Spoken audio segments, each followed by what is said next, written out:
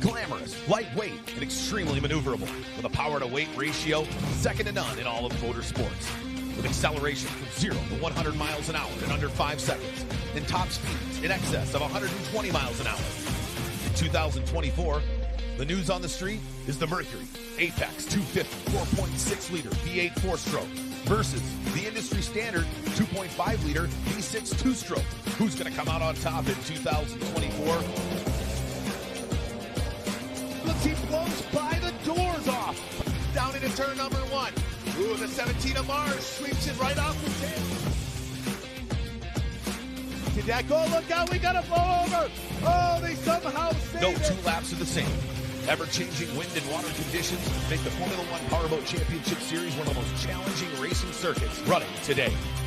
From the Formula Light to the fan-favorite Tri-Hulls and the elite Formula One, this is the Formula One Powerboat Championship Series. Welcome, race fans, to the fan-favorite Texas Tri-Hull main event here at the opening round of the 2024 Formula One Powerboat Championship Series here at the 23rd annual Port Neches Riverfest. We've got 13 of the top Texas Tri-Hull drivers from all across the United States who ascended here to the shores of the Neches River to slug it out for that to get first blood here in 2024 and claim their championship here at the 2024 Port Neches Riverfest. It is 2024. Thomas Sharper, the Noise of the Noise, along with me, K-Dub, my partner in crime here in 2024. K, we've had quite the fantastic weekend so far. We've had an interesting day here this afternoon for racing with Tanner Rinker taking heats 3 and 4. But yesterday was quite interesting as well in the Tri-Hulls with the rough water, especially the wind yesterday was coming through. Boy, the Tri-Hulls sure did put on a show, didn't they? They always put on a show. I mean, I walk in through the fans, and I'm like, "Are you guys ready for racing?" They're like, "When are you going to bring out those funny boats, those fun boats to watch?" And I said, "Oh, they're on their way. We're just going to tease you with a little carrot, and we're going to bring them out later on." Yeah, we had a fantastic afternoon yesterday where we saw the 88 of Josh Wells come out early. He got a great draw on their 2x2 rolling start, was able to go wire to wire in heat number 1. And then we had the weather got real rough out there. I was talking to Jerry Rinker earlier, and he said that's the roughest water he has ever been on in his career in a Tri-Hull. And that is definitely saying something there. We see the 63 of Aaron Green. Well, the rough water wreaked so much havoc on the 63 Aaron Green and that mean machine that his motor snapped off the rear mount today. So that blue motor on the back of that 63 boat is no longer mounted on that Texas Tri-Hull. And you can see how rough the water gets out here on the Neches River when the Texas Tri-Hulls go out. We run them on a 2-pin course, just about a half a mile 2-pin course here on the shores of the Neches River. And they get it churned up, and it gets real rough. There's the 88 of Josh Wells. He was able to take heat number 1. He's kind of fallen off a little bit here today, but yesterday he had a fantastic day. There's 17 of Neil Marsh, our 2-time defending champion, and the rest of these drivers here in Tri-Hull. Could it be the 13 of Grant Schubert that comes out in front? Could it be the 69 of Cole Waring? Or maybe the 37 of Mason Rinker or the 52 of Tanner Rinker as they had some really solid running today. But you can see what a fantastic fan favorite class it is, and that's exactly why, because these 1970s era Glastron Tri-Hulls, for those of you who can remember those, we put decks on them, we put roll cages in them, we put 100 cubic inch OMC or Johnson or 110 cubic inch 4-stroke Mercury on the back of these Tri-Hulls, and it's become one of the most competitive classes in all of the American Powerboat Association. K, I know we see top to bottom. These guys are all over the stuff. You don't really see that in a lot of powerboat racing. Exactly, and I've watched these a few times like you're all seeing on the screen, but to see them live and to hear the crowds get excited and to see these drivers come back into the pits giving each other high fives and having fun, and especially when you see them come through the pits, walking through the pits, a whole different breed of boat racers right here in the Tri-Hulls. Absolutely. They've got a screw or two loose. And you can see that's the 52 of Tanner Rinker. That's a different boat he's running today, because that boat right there has a giant basketball-sized hole in the bottom of it thanks to a log here on the Neches River. Those of you joining us again, welcome back here live on our YouTube channel here at the Formula One Powerboat Championship. Check us out on all our social platforms, TikTok, Instagram, Facebook, YouTube. We've got all of our content on there. Check us out at F1PowerboatChampionship.com. We've got all our great official licensed apparel. We've got a huge tent down here. Well, there's no more tent. It's just tables thanks to the weather here and the wind that's been clipping pretty good here this afternoon on the shores of the Neches River in southeast Texas. There's our chief referee, Doug Ray, in all of his glory up there. He's the man in charge that runs, is kind of the commander-in-chief on the water. We all look to him to really make a lot of the judgment calls that are very necessary in our sport. But I'm excited for this tri-hull funnel. We've got a lot of guys that have looked really good. Okay, let's talk a little bit about that between the Rinker boys, Schubert, Marsh, and a couple other guys. I think we're going to have a doozy of a final. Neil Marsh, I was over there earlier today, and I was like, what is going on? Usually you're the one holding the checkered flag. He's like, these guys have got something on me this weekend. He's like, I've trimmed, I've changed the trim, I've changed the prop, done whatever I can. I just can't seem to get around him. And I said, well, Neil Marsh, maybe you're just saving it for the final. So keep an eye on that number 17 of Neil Marsh. And there's the Rinker clan, of course, the 52, Chris, the real deal Rinker in F1, getting a front center seat to watch both of his grandsons run out there. Unfortunately, he doesn't get to watch his father, as well as the 10 of Jerry Rinker graciously has turned over his multi-time champion winning tri-hull to his grandson Tanner Rinker after we talked about that destruction of his hull yesterday. And clearly it worked out quite well. We had a chance to talk to him a little bit, and he was as ecstatic as one could be. I asked him, I go, Jerry, did you expect that to happen? He's like, I thought he was a good driver. I didn't realize he was that good of a driver. I knew he was going to do well, but I didn't expect 2 firsts, but he was elated and absolutely ecstatic, and I know he's going to be out here cheering, hoping for his boys, his grandsons to go 1-2, which very likely could be the case here, depending on how things shake out in this 20-lap main event. They were super close on the last heat. We did see Tanner. He walked away with the win, but started to come up to some back traffic, which slowed him down. Mason took advantage of it, and it was a photo finish. Tanner did take the checkered flag, and I looked over at Jerry, and he was emotional, just seeing all of his kids out there, seeing his grandkids. He gets to later on watch his other son, Chris, out there. It is a sea of Rinkers here right in front of us at the Port Neches. Yeah, and we had a chance yesterday to chat with the 52 of Chris Rinker and talking about everything going on here and the legacy and the family and the weather especially, and how big of an impact it has been. I mean, this is some of the gnarliest weather we've seen here at the Port Neches Riverfest. Give you a little bit of an idea of what it's like inside the cockpit for these drivers. Yeah, so starting early this week, we had some massive storms hit the Houston area all the way over to Beaumont and down into the Port Neches area, and dumped an absolute ton of water on us, and the rivers are just swelling. I mean, the amount of water flowing into the Gulf right now is unreal. So we're dealing with a lot of high water. We're dealing with a lot of debris. Fortunately, I didn't see hardly any debris today, and hopefully it's the same tomorrow. But with that, we had lots of rain and lots of wind, and the wind brings rough water. The tide is kind of a factor in this river, so when you got water pushing back against the wind, you get some swells and some crazy rough water. And fortunately, we were able to manage our way through the turns. Turn 3 and 4, I believe, were pretty bad. But we've got a good setup with this moor and absolutely dominated today. All right, we got our final driver, the DD1 out of Disney, Oklahoma, of Andy Miller, out on the course as we get ready to rock and roll here for our main event here in the Texas Tri-Hulls. Remember, the Texas Tri-Hulls, unlike the Formula Ones, it looks like somebody lost their balloon out there. Well, we might have to get our rescue crew out there. I don't know. I guess, is a tri-hull driver really worried about it? No, a Formula One driver buoy. Might be worried about it churning up into his prop, but I don't think these guys are really too worried. I think we should just let it float around and be an extra buoy, and it's kind of like the jet skiers. They have a commitment buoy that sometime throughout the race they have to go off. Oh, yeah, the Joker buoy. The Joker buoy, they have to go off of the course to go around that. I think we should just. That's a new layer. I like that. I'm 2025, new rule. Yeah. Joker buoy in Texas tri-hull. It is all written up in pencil when it comes to their rule book. Fair enough. It absolutely is. And let's take a look at our rolling side-by-side Le Mans start here in the Texas Tri-Hull class. On pole, your two-time defending Tri-Hull champion on the Formula One Powerboat Championship Series out of Hemlock, Michigan. They call him the Dude. Running that number 17 Tri-Hull, Mr. Neil Marsh. On the outside of row one portion. They say one portion, not one half, not 1/3, not 1/4, a portion of the Outlaw F1 team out of Richmond, Texas. Running for Snap-on Tools, number 13 of Grant Schubert. On the inside of row 2, he won the first heat. He struggled with some trim issues in 2 and 3, but he's been able to hold it together on the inside of row number 2. The number 88 of Josh Wells. On the outside of row 2, here come the Rinkers.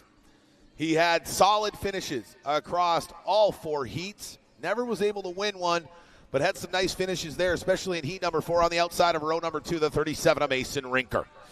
On the inside of row 3, running for Breakwaters Bar and Grill out of Houma, Louisiana, and Ameristar Roofing, number 5, Ruben Stafford. On the outside of row 3, and that all-black machine, number 56, a Clint Dillard. Inside of row number 4, the man who has the Outlaw F1 cop car. Yeah, that's right. It's an ex-cop car. They rigged it up with lights. It's hilarious. The number 26 of Briston Sherman. On the outside of row 4, the 52, the other half of the Rinker Racing team. That's our winners of heat 3 and 4, the 52 of Tanner Rinker. Then it's the 69 of Cole Mullet-Wearing, the 54 of Darren Ware, the DD1 of Andy Miller, and our rookie in the number 6 boat rounding out the field here in the Texas Tri-Hull class. As they swing around the north end of the course, you see them cross over our drone, getting a great shot of him overhead. There's Jared, our pace jet ski, bringing him around turn number 4. Once he peels off, we're going to see the green flag drop, and we're going to go under racing conditions, 20 laps here in Texas Tri-Hull. That brings a new meaning to an endurance race. I mean, you talk about these guys are bumping and around the course, and they're going to do it for 20 full laps. All right, here we go as he drops the flag. They go side by side. Rubbin is racing. Ladies and gentlemen, the 17 of Neil Marsh and the 13 of Grant Schubert are all over the place. Oh, no, it looks like the 88 of Josh Wells goes dead in the water right off the start. Now he gets able to get it fired back up, and let's take a look what's going to happen down there in the far end of the course. They are all over the place. It looks like we might have lost a driver there down in turn number 1. Now that's the DD1 of Andy Miller, but the 13 of Grant Schubert is able to get out in front of the 17 of Neil Marsh. Neil Marsh was on the inside, but unfortunately with that first turn, lost that to Grant Schubert, but he still keeps on ducking in on the inside. Here comes Ruben Stafford in the 5. Way out wide in the 37 is Mason Rinker trying to find some clear water. Oh, now the 17 of Neil Marsh has gotten back out in front of the 13 of Grant Schubert. Boy, they are absolutely duking it out down there, and I think we're going to see a slugfest for all 20 laps here between these two. Oh, look at there. Who gets doused down there? Oh, that's the 52 of Tanner Rinker. Just got absolutely doused by the 5 of Ruben Stafford as he went down into lane number 1. But now the 17 of Neil Marsh starting to pull away from the 13 of Grant Schubert. I think it's going to be about who can corner the best here in this 20-lap main event, Kay. And Grant Schubert just paints the buoys, but look at the maneuver from Neil Marsh. Went wide, came right back in, hacking off Grant Schubert, as now they're going to try and maneuver their way down the front stretch. Got ourselves a boat right in the middle of the front stretch. This is making a key factor in here, but these two go side by side into turn 1, and on the inside, Grant Schubert on the outside, Neil Marsh in the 17. Got a loose buoy out there. They're going to have to keep around on the inside of that. Well, and it looks like that might be turn number 4 on the big F1 course that they're kind of staying in. They've got the smaller triangle buoy that they run their 2-pin half-mile course on. The 17 of Neil Marsh continuing to push hard, but he's got a rearview mirror full of that snap-on. Orange and yellow. 13 of Grant Schubert. And now Grant's moved wide to the outside, trying to find some clean water. I think Grant's going to just kind of have to stay with him until they get to the back markers, because that heavier 4-stroke package I don't think is going to have as much punch or quickness in and out of the corners like we see on that 2-stroke OMC on the back of the 17 of Marsh. Looks like a great run going on for 3rd and 4th as they make their way through turn number 1. On the outside, Mason Rinker just flies out of turn number 2. And how about the 56 of Clint Dillard? Jumped into that boat last weekend in Freeport, Texas. First time in the boat, and now he's got that thing potentially on the podium here in Port Neches at the 23rd Annual Port Neches Riverfest, the opening round of the 2024 Formula One Powerboat Championships. Oh, look at there, the 37 of Anchor goes now down tight to the inside. We got a drag race down the front straightaway for third. On the outside, it's the 56 of Clint Dillard. On the inside, it's the 37 of Mason Rinker. But now Mason's got to get by him because the last thing that he wants to do is fight with this guy for third, because that's just going to make that gap grow between him and the 13 of Schubert, as the 17 of Neil Marsh has really started to make a stamp on this field here, Kay, and he's starting to pull away from the 13 of Grant Schubert, about an 8-boat length lead here as we are 4 laps into this 20-lap main event. Looks like Mason Rinker was able to get around Dillard in the 56. Now he's got his eye on Grant Schubert. They're starting to spread out just a little bit as they come across the shores in the front line. We are now 15 laps remaining. A lot more driving and a lot more position switching going to be happening here shortly. Absolutely, and as we see the rest of the field there finish out, there's the DD1 of Andy Miller and the 6. Gerald Stinton, there's our leader, the 17 of Neil Marsh, and I bring that up because he's starting to close that gap on the back markers. We're probably going to see it about lap 10. The 13 of Schubert and the 17 of Marsh are going to start to really get in to some of those back markers that aren't necessarily that slow, but they got caught in traffic early on. They don't necessarily have any clean water. I think that's really where we're going to see that game of cat and mouse come back in for the 13 of Schubert and the 17 of Marsh, especially if the 17 of Marsh gets caught behind one of these slower back markers in a corner. And that's what we saw earlier when Tanner Rinker on the last heat, he got caught up in some of the back traffic, and Mason decided to come flying around on the outside, giving us a photo finish. But it looks like Neil Marsh has made his way around the number 6, going down that backstretch. Grant's going to have to go through that corner, turn number 2, as he almost blows that thing over, kind of trying to push that thing to the limit. Yeah, the 17 of Marsh going wide to the outside. Now the 13 of Schubert's going to have to go inside and cut off the 6 of Gerald Shelton. But he gets by him in the corner. That's going to be the thing, right, is can you get by the markers on the straightaways? I think where you're really going to find some problems as one of the faster boats is if you get caught in the corner with one of the slower boats, right? You can pass them on the straightaway, as we saw right before the corner there. That was an easy pass by the 52 of Tanner Rinker, getting by the 26 of Briston Sherman down the backstretch as they're fighting. Tanner Rinker unfortunately had to start in the 4th position, the 4th lane, so he has to make his way through traffic, but right up in front, still holding that first place, is going to be the 17, Neil Marsh, as he comes across the start-finish line, followed by the 13th. Snap-on Tools brings you Grant Schubert, Rinker Boat World, and the 37, Mason Rinker. Mason's continuing to push hard. He's trying to stay with the 13 of Schubert and the 17 of Marsh. And boy, and then more and more we get into this race, the further away the 17 of Neil Marsh pulls away with 12 laps remaining.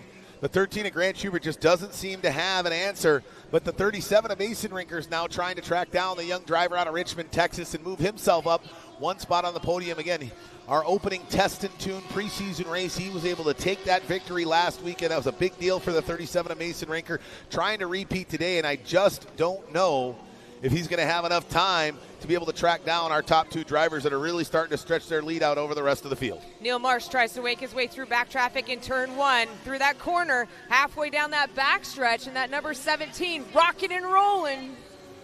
And we can see here in the graphic in the bottom right-hand corner, they you can tell a much smaller race course than our standard Formula One course. There you can see the 17 of Neil Marsh and the 13 of Schubert and the 37 of Mason Rinker. They're not that far apart, only about 5 seconds split, first through second, and then second again to third. And it's really going to come down to, can the 17 of Marsh keep himself from getting caught up or wadded up in the corners with some of these slower boats. He's done a fantastic job so far as he easily gets by the 54 of Darren Ware. I want to say my little pep talk with Neil Marsh might have had an effect up there, because he is walking away from Grant Schubert. Grant Schubert basically brought this class in. He's been bringing driver after driver. Cole the Mullet, he had no idea what he was going to be doing. All of a sudden he said, I think I'm going to try this. And Grant said, here's a boat. Take it out. Let's go have some fun. Yeah, and since then, Cole's actually acquired his own boat, given back the boat that Grant let him use. And now, unfortunately, he was running well, but he had to put it, looks like he had to put it on the trailer. He had to put it on the trailer. I think that steering brake and some of that happened earlier was really caused a lot more problems than maybe he initially had thought. You can see our leader, the 17 of Neil Marsh, now working his way down the north end of the course, eyeing up the 26 of Briston Sherman, who's sitting in 7th. So this will be his 6th boat he has lapped so far in this main event. Boy, I think Neil was just sick and tired of these guys winning heats and him not carrying checkered flags. I mean, it's a very unfamiliar place for the 17 of Neil Marsh over the last 2 years. I mean, he's back-to-back series champion, and he literally was on the podium in every qualifying heat and every main event for 2023. And here, this might be the first time he ends up at the top spot on the podium all weekend long. I think he was just holding off until the final heat. I think he was just holding back. He was just teasing them, maybe giving them a little bit of a carrot, saying, here you go, let's try this out. But Neil Marsh is going to have to – he's going through back traffic, and it looks like the gap between him and Grant just got a lot smaller with that. Absolutely, because the 26 of Briston Sherman and the 6 of Gerald Stinton were clogging up multiple lanes. It just forced him to back off and navigate between them, right? This is why, as we see now, the 13 of Grant Schubert's going to come up on the same problem. He's going to have to go down in that corner, all that dirty, scrubbed up water from the 26 of Sherman and the 6 of Stinton, but he has got to hop on the outside of the 26 of Briston Sherman, and now look at how much further that gap is between him and the 17 of Neil Marsh. Grant Schubert wants to jump back on the inside, the shortest way around the course, but unfortunately back traffic is going to cause him to hold back a little bit longer. Neil Marsh is saying, keep back there, you just keep fighting, I'm just going to keep rolling through this. Yeah, now we got to watch our next one as we see the 13 of Grant Schubert and the 26 of Briston Sherman come down the front straightaway. As we watch behind these two boats, you're going to see 1, 2, 3, 4 before you see 5, before you see the 17 of Neil Marsh. So now these are some of the faster boats. The 5 of Ruben Stafford's not going to be easy to get around. The 52 of Tanner Inker, if you can get there, not going to be easy to get around. This is exactly what the 13 of Grant Schubert is hoping, right? He's hoping some of those guys will be like, hey man, can somebody help me out, make sure this guy does not win another race, right? He's pushing hard.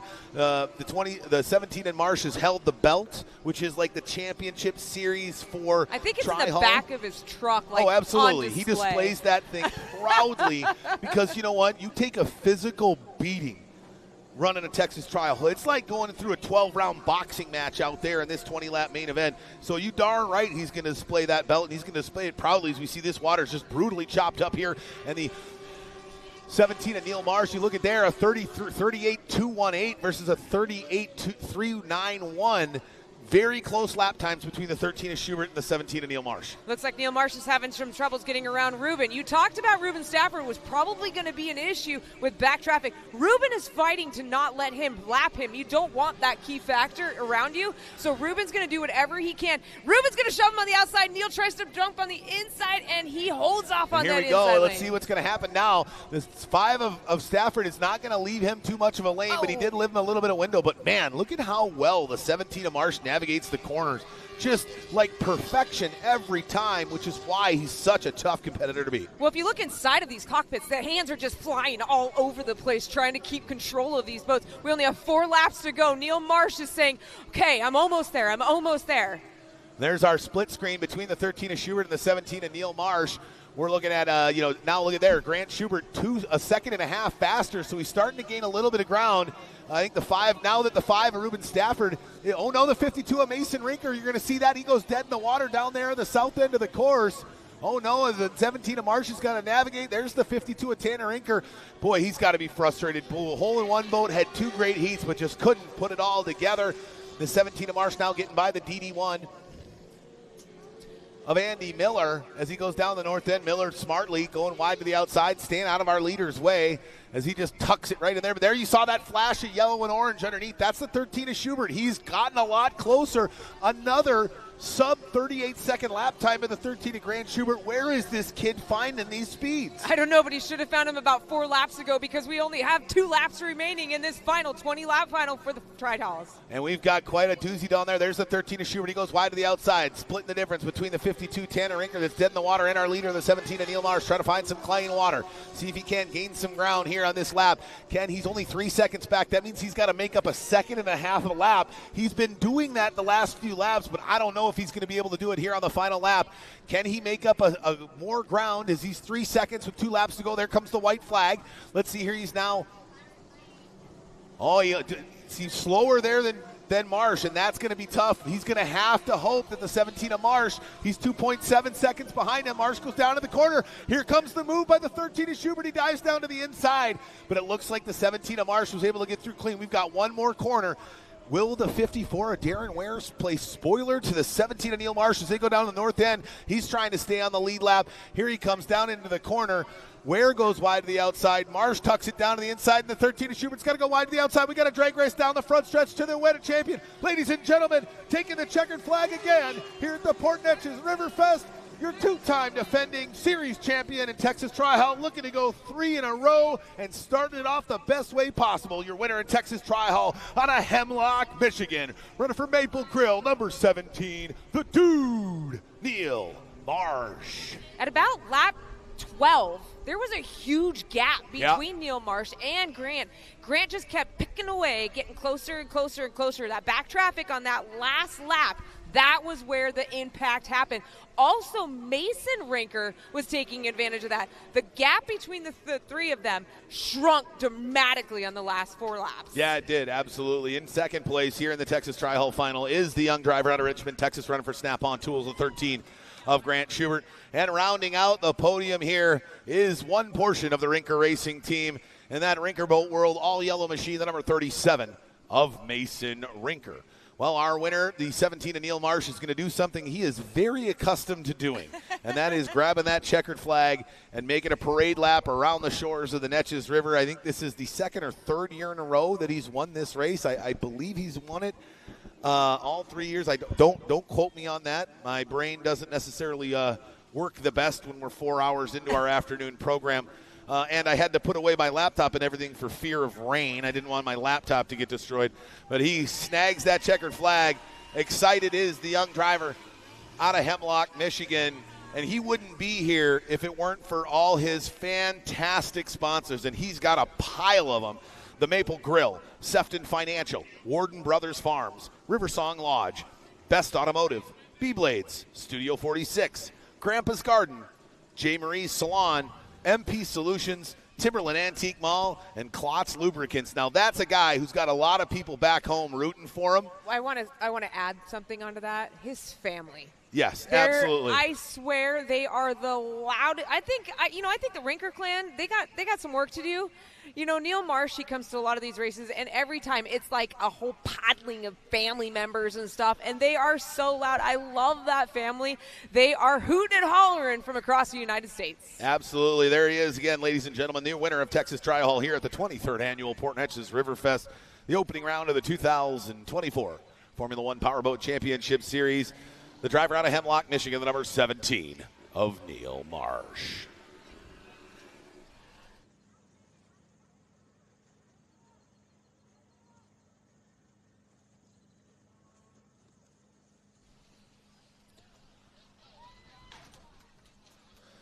All right, well, that concludes our Texas Tri-Hall portion of the Port Neches Riverfest. We do have one more group ready to rock and roll. And, you know, if we've noticed, ladies and gentlemen, you feel that wind? I don't feel it. And that is exactly what we were talking about, right? We had to wait it out a little bit. Mother Nature's playing some tricks on us. But I think we've got her calmed down enough. We've appeased Mother Nature by playing ball and not doing things that she didn't want us to do, which was to race earlier. And we've got the trials off the water. This water is going to calm down a little bit, and we're looking to bring our Formula Ones out to run their main event here, 17 minutes plus 1 lap. We unfortunately had to scrap qualifying altogether outside of the one heat yesterday, so we're going to have some guys who are itching to get some laps in because they haven't really been able to run their big, bad Formula Ones the way they're normally used to. But first, I'm gonna have my partner in crime, Kay, have an opportunity to chat with the man who won. Here, one more time, Riversong Lodge, B-Blades. He's back. You can hear him screaming in the background. He is very excited. The driver out of Hemlock, Michigan, had a long 20-plus hour drive down here with his crew chief. They came, it was just the two of them, and they came down here with a mission. They want to go 3 in a row, and he started off the best way possible. And now I'm going to turn things over to my partner in crime, K-Dub, as she's got an interview with our new winner here in 2024, Neil Marsh. He can barely stand up. He's so excited about this win. It has been one heck of a weekend for you. I have said this before to other drivers. To be the bride or be the bridesmaid. Unfortunately, you've been the bridesmaid until now. You decided to stand up on the top part of that altar. You are now taking the checkered flag. That's right. 3 times in a row here. It's something special. You know, you get to do this, and you don't know when you're going to get back on this podium and get a win. You don't take it for granted. This thing, this is really special. Probably the best one of all. I don't know what it is. We worked really hard on this off season, getting a lot of more sponsors, which we need, and I know that you've been doing a great job thanking them for me. I'm not even going to go through them. I want to thank my family, my wife, and my kids. Man, they love it, and that makes me do this a lot easier. You know what I mean? My right hand man here, Brian and Sam. I mean, the stuff they do for me. You know, I mean, they give up vacations for this. A little emotional there you are, Neil. I mean, it should be though, right? I mean, this is what it's all about. You know, it's the best of the group of boats out there. I mean, you said, you know, I didn't get to the podium on a heat race, but holy smokes, you know, make 7 laps out there. Anybody, come on, let's go for a ride. It's tough out there. It's a rough run, 20 laps. I don't know if you noticed it, but we were watching it. On the last 4 laps, your gap between you and the rinker was getting closer. Grant was starting to, like, nibble out on the back part of you. How was it feeling? How did you know that they were coming up that quick? I know I had to leave something in the tank. You get winded in here, at least I am right now. I'm going to go hit the gym. And no doubt, though, Grant, I got 25 years on that kid, I think, so. He's tough. He's awesome. Mason, he's a beast. That boat is awesome. This whole group, like I said, you can't count anybody out. You know, I was leaving a little bit there, and I kind of gave up a little bit in this corner, and I saw Grant getting a little closer. Like, man, all right, I got to push a little bit harder. But I learned yesterday not to push too hard for no reason, and you hook a buoy, but it all worked out good in the end here. So I'm just so thankful. Thankful for the city. This is our premier event. I mean, you can't match this. I'd love to see somebody try. You know, this is the longest running one, and I'd like to see another one step up and really get it rolling. All the sponsors, Schubert's, Tim Siebold, F1PC, you know, all you guys. Well, once again, congratulations. You have done amazing. It was a lot of work. You're emotional. I know you've got some phone calls to make some family. I'm sure your phone's blown up. Your group is ready to go. Go get up there to inspection. Go collect your checkered flag. We'll see you at the top of the podium. Tom, back to you. All right, thank you. All right, wow. Well, the dude out of Hemlock, Michigan, going 3 in a row. You know, he's got 2 series titles in a row. And he started off those last 2 titles with a win here in Port Neches. Well, he started the 3rd season off the same way he started season 1 and season 2 of his series championship. So he's hoping to be able to parlay that into more victories throughout the 2024 season and try to go back to back to back, which in any motorsport is very, very hard to do, especially considering you have a class where somebody can buy your motor and there's nothing you can do about it, where you know, you can sometimes go 4 or 5 wide the corner and somebody else will put their boat on top of yours. You can't control that, right? This is a very, Wild West type of racing. And to be able to have the sheer dominance that he has with 3 wins in a row here in Port Neches, 2 series titles, and he's fighting now on it and had done the best thing possible to try to get 3 in a row. It's a testament to how hard they work and how much time and effort they put into their program. Well, and Neil does a lot of back work. Like I said earlier, I was talking to him about, hey, what are you going to do to get in front of these kids that are they're schooling you? You used to be the one that was schooling them. He's still excited. Look at him just going through. Well, and I think the reason it meant so much to him is because, like, last year he won, like, every heat race. It was like clean sweep, literally. Won all 4 heat races, won the final, walked away from it. It was easy, right? Well, going into the final, he had to ask himself, do I still have it? I mean, I haven't even been on the podium yet. This is a foreign territory for me. And so I think it really, it pushed his intestinal fortitude a little bit in preparation for today. And he's just like, you know what, I got to do it. I got to put my head down and I got to do it. And he knew he was going to have a battle with Schubert. And he looked, he made some great moves early on and he got out in front. And I think that's why you see that emotion come out of the 17 of Neil Marsh, because he knew everybody else stepped their game up, right? I mean, when you're at the top of the mountain, there's only one place to go, right, down. and everybody else is going to be chomping at the bit to knock you off that top spot.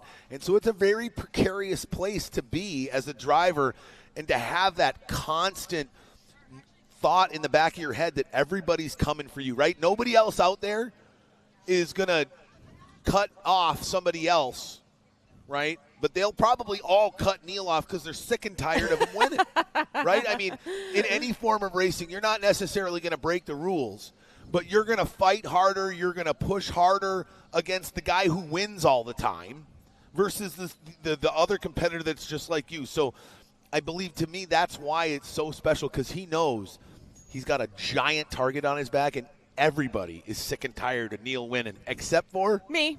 Well, except for Neil, I was going to say, but fair enough. So there's two of them out there. And, I mean, I love to see that Neil's winning. I love to see the competitive nature and the competitive spirit that he has. But what a fantastic win. 3 in a row here in Port Neches. He's going to be on his way to Shreveport here Memorial Day weekend and try to go back-to-back here, go back-to-back wins in 2024 and really catapult himself to way out in front in the season standings. And it's fun to watch Neil, but it's also fun to watch Grant. You talked about it earlier. Grant, Rinkers, and watching Cole the Mullet out there. He had a rough morning. Yeah. But you saw it. He had a rough morning, came in undertow. Boat was sinking right here on the beach. And then they brought it up, dried it out, came back out. Unfortunately, still fighting a couple little gremlins on that final. And we were sad to see that. But you know what he's going to do? Yeah, bring that thing back over to the pits. They're going to work on it. He's got a great crew. He's got the Schubert family. He's got that whole area. Everybody in that shop is going to work together to get him back out of the water. Absolutely, yeah. The other one I was really frustrated for was actually the 88 of Josh Wells. I mean, for opening lap, the motor died.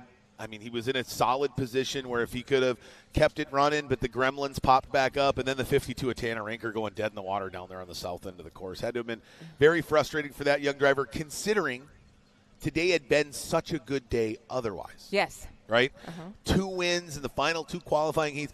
Most of the time, you tell somebody, hey, somebody won the last 2 heats, you don't expect them to finish 11th. And sitting in the corner watching everybody race. When they towed him in, he had his hand on his chin, just kind of dejected, right? And I can appreciate that, but hopefully that fuels his fire. They're going to have to obviously figure out something for that 52 machine that's in the pits right now with a giant hole in it. I don't know if they're going to have time to bring that back over to Sport Marine and have them flip that upside down and fix it, or they're going to have to look at a different hull. But hopefully we see the 52 of Tanner Rinker use this as fuel to the fire to drive him into round number 2 at the Red River Rumble in Shreveport here on Memorial Day weekend, just a few weeks down the road. Well, he's not going to let his brother win. I mean, I've raced against my brother a few times, and it's like, no, I don't think so. I'm going to take that. I'm going to take the checkered flag away from my brother. It's always fun to see who gets the best prop at Christmas, and it sounds like Jerry gave it to Mason. Tanner's sitting there going, okay, well, I got the better boat. It's kind of like which one, a toss-up? Do I want a better motor? Do I want a better prop? Do I want the better boat? I mean, which one were you going to go for when it comes to these tri-hauls? And like you said, in 2 weeks, we're going to see them come back around for Memorial Day weekend in Shreveport. It's going to be a fun weekend. We still got lots more racing left to go. We are starting to bring down our Formula Ones. We're going to go racing with the big dogs. Yeah, it looks like we're going to get everybody loaded in the water, so we're going to take a quick break here. Big shout-out to our sponsors, both locally and on the series. Don't forget, check out your Formula One Powerboat Championship official merchandise just up near the food area here. But we wouldn't be here without the great folks that drive us across the country, the folks from Kicker Marine Audio, living loud since 1973, go overboard with Kicker Marine Audio. You like that? That's a sweet logo. I love that I really logo. do love that thing. Kicker, hey, you guys got some awesome logos. I keep doing what you're doing, Kicker. And hey, thanks for sponsoring us.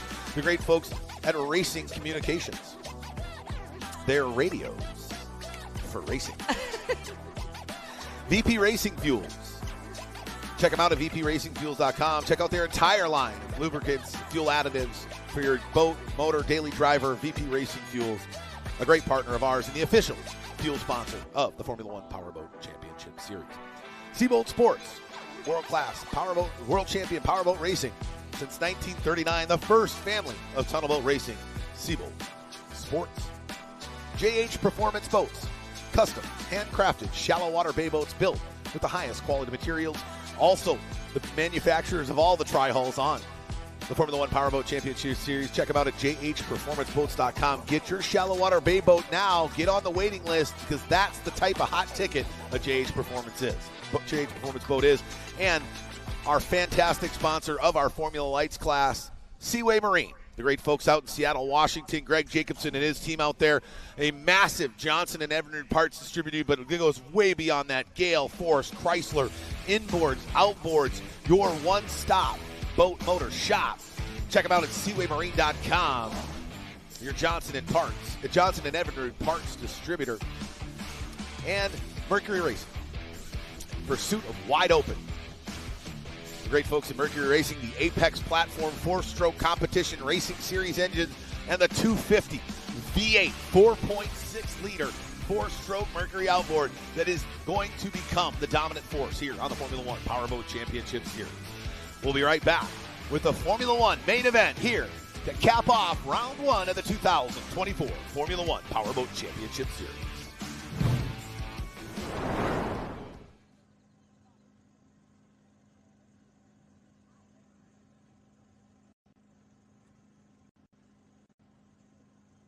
The whole and enjoy 5 days of fun on the river when Neches Federal Credit Union presents the Port Neches Riverfest. May 1st through May 5th. Enjoy live thunder on the river, powerboat racing at its best. From the banks of the Neches River at Port Neches Riverfront Park. Check out 5 days of carnival rides and daily ride wristbands available. There will be live entertainment, great food and drinks, games, and fun for the whole family. It's the Port Neches Riverfest, Wednesday, May 1st through Sunday, May 5th. For more info, visit pnriverfest.com.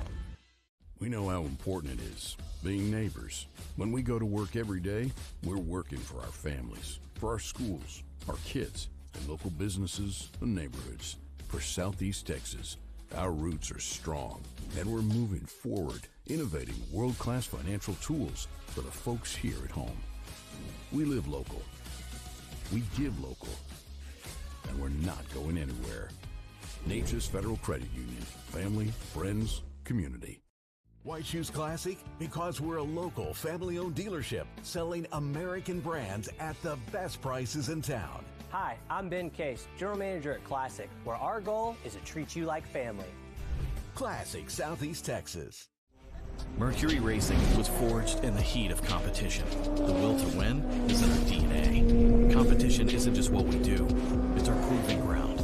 It's about the pursuit of power, performance, and endurance that pushes our limits and yours. We create premium marine power to take you faster and farther. The world offers limits. Mercury Racing offers freedom. Live wide open. Save this spring at Classic Kia and pay nothing till summer. Save thousands on the new Forte for only $19,596. Or the award-winning Sportage for only $26,875. Save today, pay nothing till summer. Only at Classic Kia. VP Racing Fuels has been the official fuel of racing for over 45 years. But VP isn't just race fuels. VP offers a wide range of oils, additives, and our new Stay Frosty coolants to help keep your street car, tow vehicle, or weekend warrior running at its best. VP products are engineered to keep your vehicle running smooth and looking great for your daily commute. With our octane boosters, fuel treatments, and quick detailing products. Explore VP's full product line at vpracingfuels.com.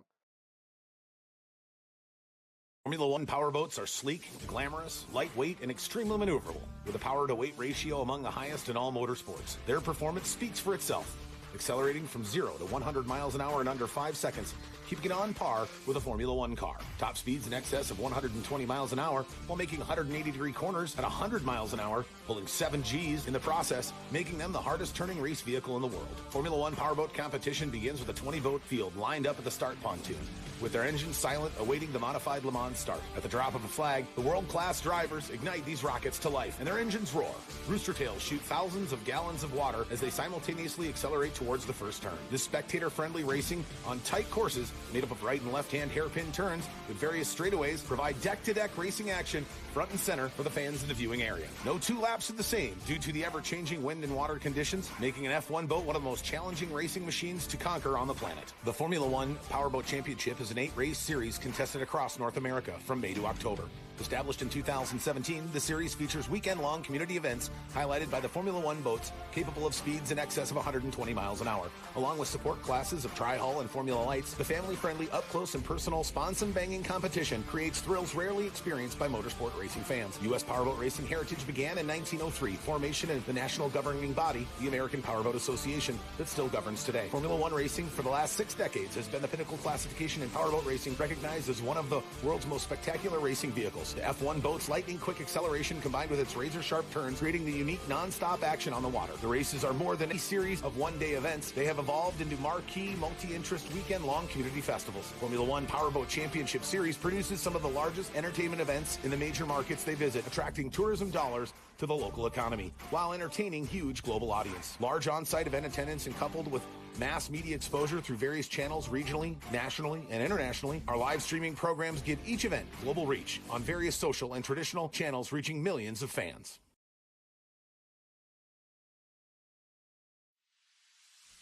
Formula One powerboats are sleek, glamorous, lightweight, and extremely maneuverable, with a power-to-weight ratio among the highest in all of motorsports.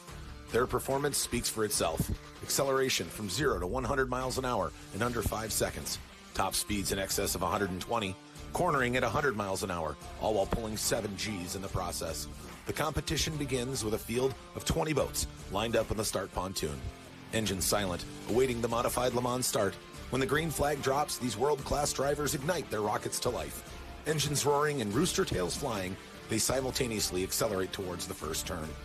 With tight courses close to the shoreline, made up of right and left-hand turns that offer deck-to-deck, heart-pounding action and guarantee fans up-close and front-and-center views, no 2 laps are the same due to the ever-changing wind and water conditions, making the F1 boat one of the most challenging racing machines to conquer on the planet.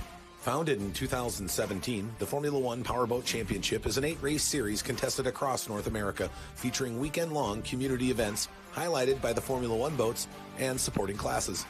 U.S. Powerboat Racing's 120-year heritage began with the formation of its governing body, the American Powerboat Association. For the last 6 decades, Formula One powerboats have been the pinnacle classification in powerboat racing. Recognized as one of the world's most spectacular racing vehicles, these events have evolved into more than a series of one-day races, developing into marquee, multi-interest, weekend-long community festivals, producing some of the largest entertainment events in major markets, attracting tourism dollars, benefiting the local economies, while delighting the global audience. Large on-site event attendance is coupled with mass media exposure through various channels, regionally, nationally, and globally.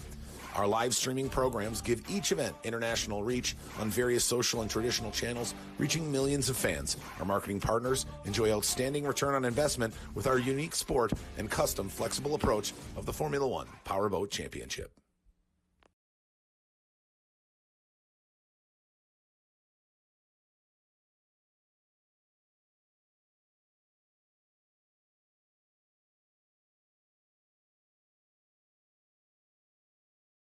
Sleek, glamorous, lightweight, and extremely maneuverable, with a power-to-weight ratio second to none in all of motorsports.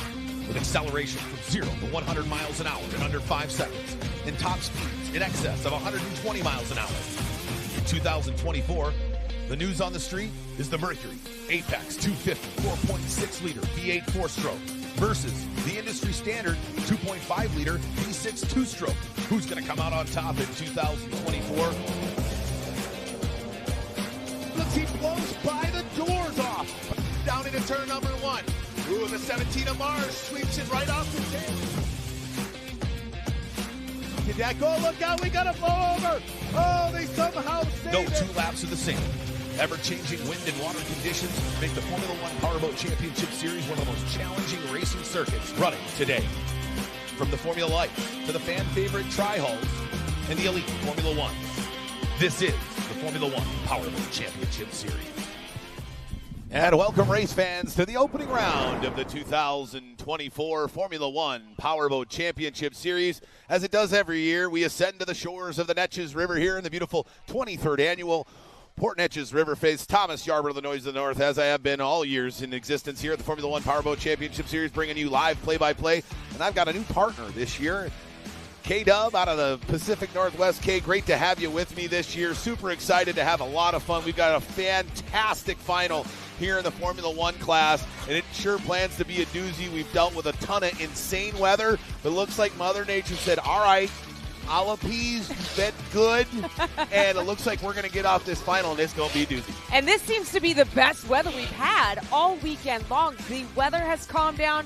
The rollers have dissipated. The drivers are excited. They've been antsy to get out on the water all weekend long, and here we're going to bring them out right now because we're going to bring out the big guns when it comes to the Formula One tunnel boats. Yeah, and you talk about in our open there, you saw there's the Plash Lighting sponsored entry 03 of Dustin Terry. That's that big 250 V8 4.6 liter 4-stroke Mercury, just been introduced in 2024. We were running the 200 V6 4-stroke. They recognized that it just didn't have the competition power. They moved it to the smaller end of the V8 platform, and he's looking to do some damage in that brand new motor package. And there's the other package, right? So it's the old guard versus Yeah. right, the new technology. It's the computer versus the wrench, that 2.5 V6 2-stroke outboard for Mercury that has been literally the standard globally, right, for powerboat racing from Australia, Europe, Asia, the Middle East, and here in North America. We've all been, for more than 3 decades, been running the 2.5-liter V6 Mercury outboard, and now the transition has begun. The real question is will we see our first 4-stroke Formula One Powerboat Championship victory in a main event here in 2024, and could we have it at the opening round? And Mercury has been here side by side all weekend long. Heads in the motors of a lot of these boats working together to try and make this motor and show this motor of how well the power, the extremes that they can make. The revolution has come around here to the Formula Tunnel boat racing, and we've got most of our boats out on the water ready to go, race fans. I'm excited. Right across the water, we're going to see the Anderson Marine, brand new Hoffman to Dylan Anderson. Just picked up this boat in October. First time it has seen water right here at Port Neches. Yeah, and the 17 of Dylan Anderson, that's actually a purpose-built boat by Rick Hoffman, the designer of a large majority of our boats. And it's amazing how quickly the Hoffman composite hull has become, right, almost the standard now. You know, you look, we've got about a third to a quarter of our boats out there on the water. A third are the Hoffman composite. The rest are a French-built Moore. The composite craft there we see, and there's another one of those composite crafts, right? And the crazy thing is we've got one of our drivers who also builds those composite crafts.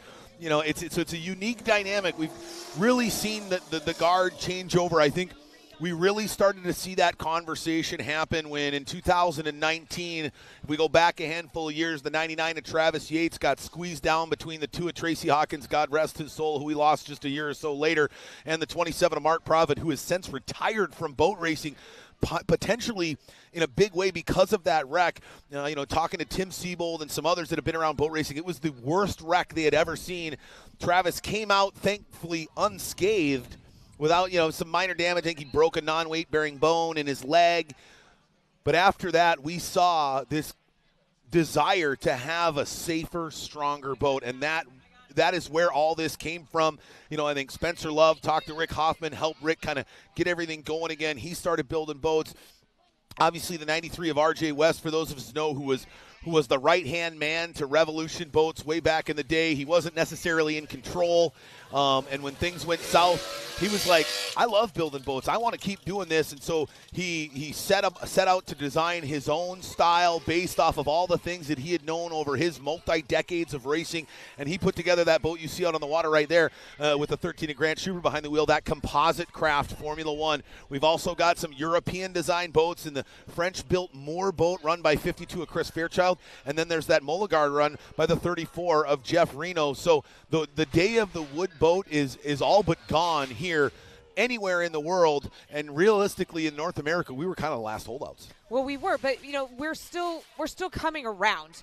every year these drivers are meeting up together to see what they can do to make these boats faster, safer, stronger. I mean, we've seen some pretty crazy weather here this weekend, and a lot of these boats and drivers have worked together to try and get them out onto the water. It looks like we might have Dustin Terry might be coming back into the dock.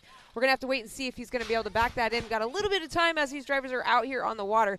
But let's talk about some other fun stuff that's going on. The festival, the carnival, the food, the fans. Yeah, absolutely. I mean, the entire right, you've got a community down here just south of Beaumont, Texas. And for those of you watching from wherever you are across the world, as you can see here, we are just south of Beaumont and literally almost the farthest southeast you can get in Texas.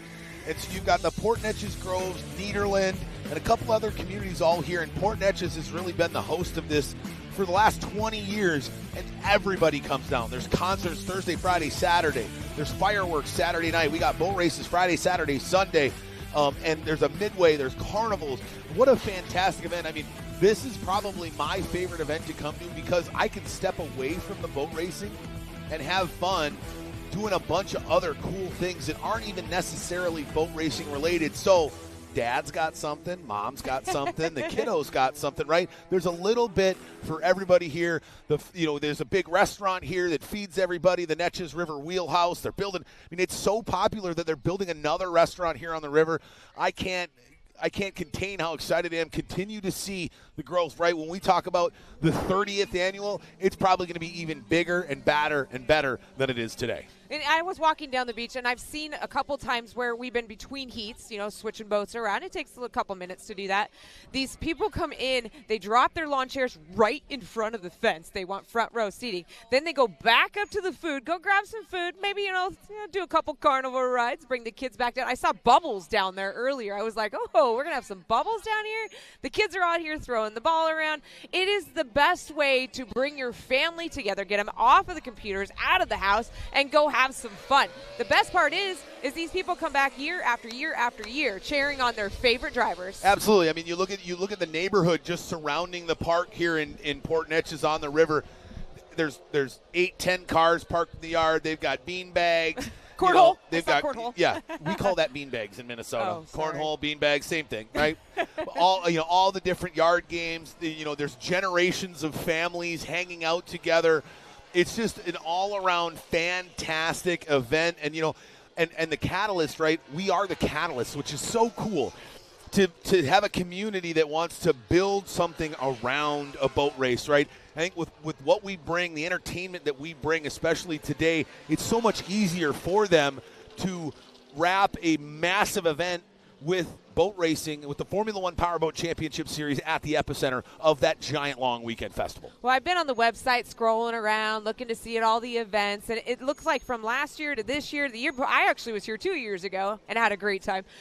It seems like every year it's building. The community is gathering together to build. Like you said, they're even adding more restaurants to feed all of our fans. Absolutely. Super excited. Looking forward to come back to the 24th annual Port Neches Riverfest next year.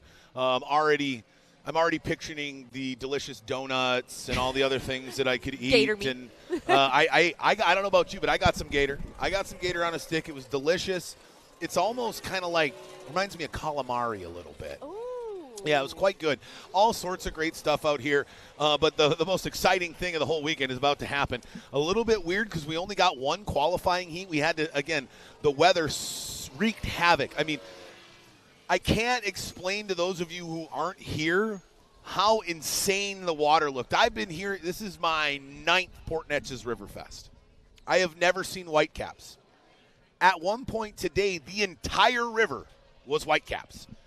It just blew my mind, right? But I've also never seen massive flooding throughout Texas the week of the race. Yeah, exactly. And you weren't here on Friday. I was here Friday. Not only did we have the whitecaps, we had wind, but that massive lightning storm that was coming through here was just put me in awe. In the Pacific Northwest, we get maybe 1 or 2 lightning storms a year. You're used to it. These guys down here in Texas, Yep. You guys are all used to it. To me, I was just sitting in the back of the trailer going, wow, look at that flash. Wow, look at that flash. In the meantime, I'm like, oh, wait, I'm at a boat race. I don't want this weather. Right, exactly. And we actually had an opportunity to chat with Chris Rinker, and he knows a lot about what the weather can do and how it can affect the water out here because he lives in Spring, Texas, just north of Houston. And he's a boat dealer, so he has a very good insight on what weather can do and how it can make things tricky here on the Neches River. Yeah, so starting early this week, we had some massive storms hit the Houston area all the way over to Beaumont and down into the Port Neches area and dumped an absolute ton of water on us. And the rivers are just swelling. I mean, the amount of water flowing into the Gulf right now is unreal. So we're dealing with a lot of high water. We're dealing with a lot of debris. Fortunately, I didn't see hardly any debris today, and hopefully it's the same tomorrow. But with that, we had lots of rain and lots of wind, and the wind brings rough water. The tide is kind of a factor in this river, so when you got water pushing back against the wind, you get some swells and some crazy rough water. And fortunately, we were able to manage our way through the turns. Turn 3 and 4, I believe, were pretty bad. But we've got a good setup with this moor and absolutely dominated today. Well, he definitely dominated yesterday, and that's got him on the pole position, sitting in the catbird seat today, Kay. And let's talk a little bit about pole position and how important it is in tunnel boat racing. I mean, there isn't anything bigger than being able to get yourself on the pole. I think in any form of racing, right? Absolutely. But in tunnel boat racing, because you can't draft and you can't, suck up next to the driver and kind of hang with him, that clean water is super important. Exactly, and Chris did a wonderful job all weekend working hard to get into that top pole position. But right next to him, we're going to have the 14 with Phenomenal Adventures. That's going to be Andrew Tate, still new to the series, only a couple years in, races a lot of different styles of boats, but he's used to having a turn fin on the side of all of his other race boats. This one relies strictly on him trimming the boat in and out, up and down. They have a button on the steering wheel which helps them trim the boat up and down. A couple years ago, he was still in that learning curve, but now he's got it figured out. But I don't know if I would want to be Tate right now. Look where he's sitting in between two very fast veteran drivers. Absolutely. Yeah, it's a tough spot for him to be in. Not only do they trim the motor in and out, but they have the ability to move the motor up and down. These aren't things that in other disciplines within the American Powerboat Association that they're able to do, so he definitely had a bit of a learning curve. But I have a feeling if you put Bill Muncie, I have a feeling if you put a lot of the other Chip Hanauers and the other greats in a lot of the other classes, you give them a little bit of time, they're going to be successful because a great driver can translate, right? I mean, Jimmy Johnson, not a bad IndyCar driver after a 25-year NASCAR career, right? We look at Juan Pablo Montoya and some of the other drivers that have gone from Formula One to different types of open-wheel racing or rally racing, right? A good driver is a good driver. It takes them a little while, but here's the crazy thing, too. We've got those 2.5 Mercury two-stroke V6, right? The standard for the last 30 years coming 1 and 2 off the dock. But then we got 3 and 4. We've got those 4.6-liter V8 four-stroke motors in the 93 of R.J. West and the 03 of Dustin Terry. So we've really got a battle going on, and let's take a look at that grid lineup. Right on the pole, the man out of Spring, Texas. They call him the real deal, running for Rinker Boat World, the number 52 of Chris Rinker. In the 14, you can't miss that bright white with the orange top. Bringing himself down from the H1 Unlimiteds. Going to go try out a tunnel boat. That's going to be Andrew Tate. Third off the start pontoon, running for Chuck Skelton Racing and Composite Craft Boats. One half of the Chuck Skelton Racing team, number 93, R.J. West. Switching it out to an 03, Dustin Terry's going to be sporting the Bill Siebold colors. He's going to be side by side with Jeremiah Mayo.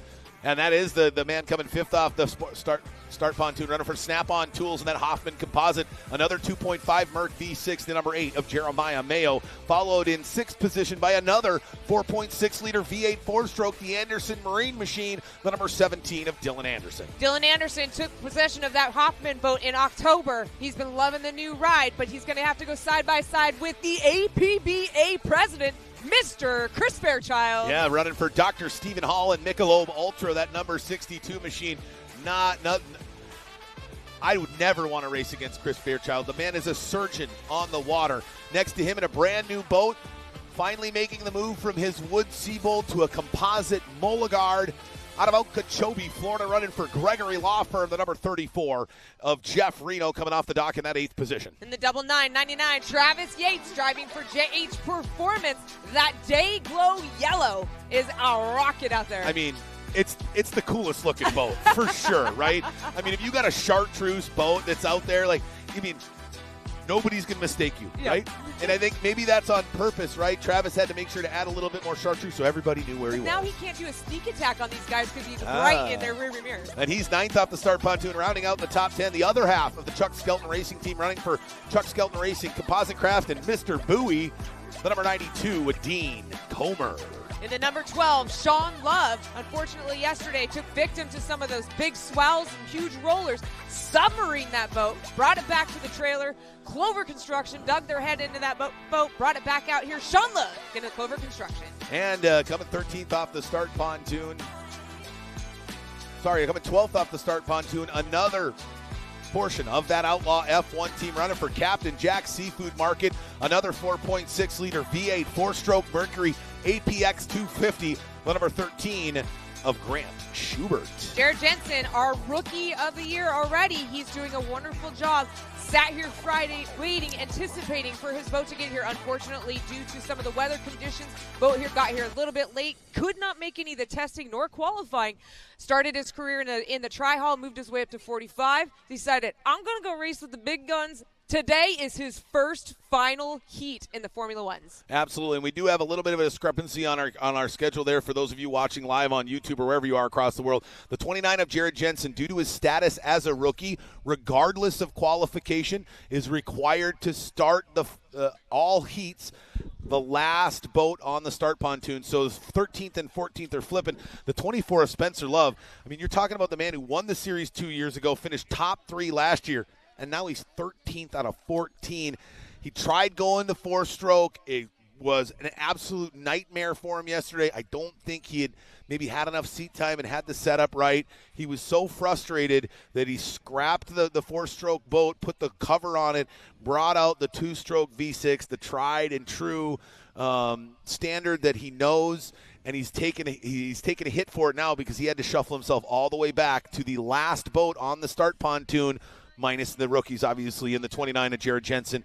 In that green and purple, I mean, it is lime green. Steve D'Souza, if you're watching, you need to hook this kid up with interstate batteries, okay? Because that boat would look perfect with an interstate battery look. And it reminds me of Steve D'Souza back in the day in those all-green interstate battery machines that he did, won so many races. Now, did the right hand to go Joe Gibbs running their Xfinity Racing team. But finally, somebody decided to go lime green again, and it's the Island Lake Marina of Jared Jensen. But we've got 14 drivers lined up. They've ascended here from all across the United States, and we are super excited to get underway here. Mother Nature's finally cooperated. Yeah, look at these water conditions. This is like perfect, ideal conditions. These ideal water conditions. All right, we're coming up on a test flag. For those of you new to us here on the Formula One Powerboat Championship Series, we're going to go 1 minute in 10-second intervals down to 20 seconds. Once we go 20 seconds, we're going to go under starters' orders. They're going to bring a big, giant orange flag up. Once that starter decides to move that flag, you're going to hear these boats, who are completely powered off right now, come roaring to life. They're going to go through the middle of the course, down the back straightaway, around turns 3 and 4, and that will start lap 1 of this 17 minutes plus 1 lap main event.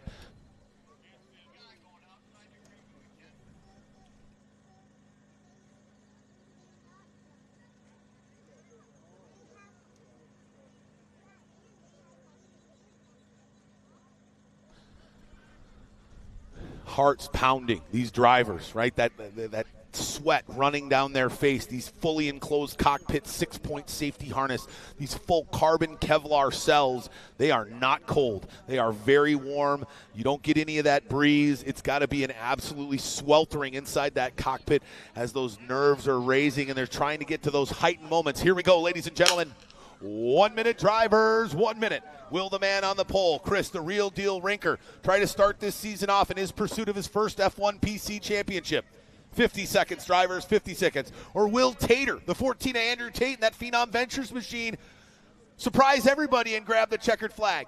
40 seconds, drivers, 40 seconds. Or will the 93 of RJ West and that 4-stroke bring victory to the first 4-stroke motor in U.S. Formula One Powerboat history? 30 seconds, drivers, 30 seconds. Or could have been the 03 of Dustin Terry, the 8 of Jeremiah Mayo, the 17 of Dylan Anderson, or APBA President Chris Fairchild. Let's crown a champion in 24. 20 seconds, drivers. You're under starters' orders. They come roaring off the beach. What a great jump there by the 52 of Chris Fairchild. And look at the 62 of Fairchild. What a great jump there by the 52. This looks like our second roll. Rinker. Our second roll of drivers are coming flying down that front stretch. But look at Chris Rinker. He is battling it out with RJ West. Swings way wide, shoving RJ outside. There goes Dustin Terry. He's also getting the big shove, but taking a big gulp of water. Chris Fairchild. And the 93 of RJ West going side by side down the front straightaway, down into turn number 1. On the inside, it's the 52 of Chris the Real Deal Rinker. Then it's the 93 of RJ West, the 03 of Dustin Terry, the 8 of Jeremiah Mayo, the 14 of Andrew Tate. Here comes the 62 of Chris Fairchild side by side with the 17 of Dylan Anderson as they fight for 6th position. Dylan Anderson going side by side with Andrew Tate as they go into turn number 4. But our leader is still flying it high. That's Chris Rinker of Rinker Boat World being chased down fast by the 93 of Mr. RJ West. And there's the 17 of Dylan Anderson. He's fighting with the 14 of Andrew Tate. I do not know what happened with the 14 of Andrew Tate. He must have gotten squeezed out on the start. That's the one thing that you don't get in inboard driving. It's all rolling starts. That modified Le Mans start seemed to be still his bugaboo here in Formula One as he's shuffled all the way back to 6th position. But right now, you can see overhead as he's trying to catch up to the 17 of Dylan Anderson. He looks in the rearview mirror. He's got Chris Fairchild all over him in that Dr. Steven sponsored Michelob Ultra machine. There's a 17 of Anderson pushing hard. Anderson in that brand new Hoffman boat. I talked to him right before the final. I said, hey, how you feeling in that boat? He says, I am comfortable and I'm ready to go racing. But our leader is halfway down the backstretch in the 52. Chris Rinker, followed by RJ West in the 93. The 03 of Dustin Terry. The 8 Snap-on Tools brings you Jeremiah Mayo, followed by Anderson Marine of the 17. Dylan Anderson. Here comes there. You see going off camera there, the 93 of RJ West sitting in second. The 03 of Dustin Terry is hanging with him there. And it's really going to be interesting once we get into the back marker portion of this main event here. This 17 minutes plus 1 lap. We're just about 2 minutes in this main event. The 52 of Chris Fairchild, 52 of Chris Rinker going down tight to the inside. Then the 93 of RJ West coming off of turn 1 and 2. RJ West had a hard time manually going through turn number 1 and 2. Chris Rinker took advantage of it. They are coming to back traffic. This is the key factor. Will Jared Jensen slide outside and give RJ West the inside lane? Chris Fairchild comes right across that start in the backstretch in the 62. Ran a different boat this morning, changed things up. Is he going to be able to bring it through? Yeah, Fairchild had a catastrophic failure in his other revolution. Oh, look out, 52 of Chris Rinker almost puts it on its side, and that's exactly what the 93 of RJ West is looking for. Now we're getting into the back marker portion of our race here. This is where that skill is going to be so important. How you navigate through the corners as a 52. Oh, Chris Rinker gets up on the deck of the 99, and Travis Yates down in turn number 3. That could spell disaster for our leader, the 52 of Chris Rinker, as he goes way wide to the outside. That was almost absolutely catastrophic, him getting together with the 99 of Travis Yates. Looks like we see some damage up on the right sponson of that 99 of Travis Yates. The real question is their damage on the 52 of Chris Rinker as he continues to try to pull away from the man sitting in second place, the 93 of RJ West. Spencer Love is making a key factor in the distance between the first and second. Chris Rinker dove on the outside. RJ West tried to dive on the inside. They're going to go right around Spencer Love. Chris Rinker's your leader, comes out of turn 4, down the front stretch.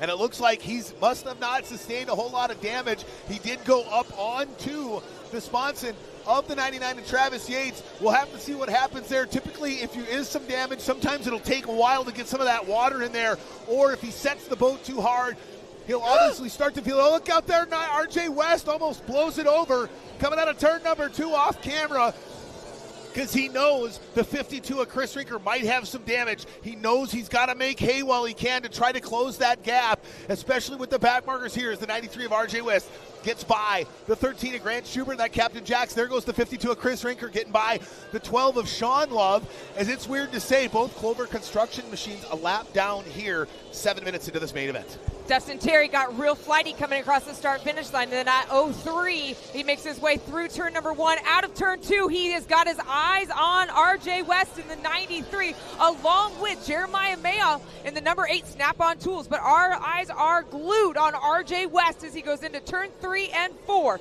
coming out clean. He sets it off a 3, now goes wide to the outside of a 4, trying to find that clean water. He lays it back down, 105, 110, 115 miles an hour. He's just about a quarter of a second off the lap time. Oh, no. Let's see if he's going to improve that. No, he's 3.6 seconds.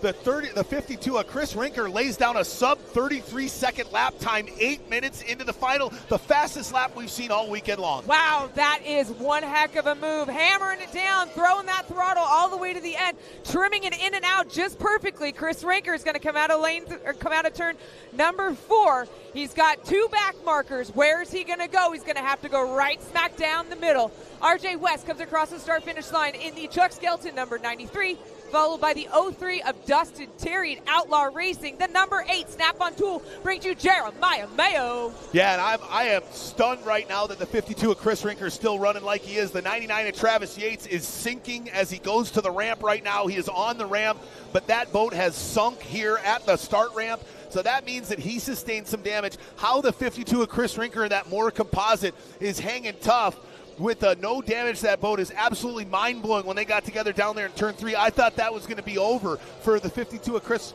Rinker, but he still continues to push hard. You know the driver I haven't seen out there? Where's the 62 of Chris Fairchild? He's mired way back there in 7th or 8th position. I really thought we'd see him up in the top 4. Looks like Jared Jensen might be having some issues with the cockpit. The flap on the top is moving back and forth. That might make a key factor for him, but he's doing what he's supposed to do. He's staying out on the outside. Very first race of Formula One, and we're loving watching Jared Jensen, the next generation of drivers coming out here.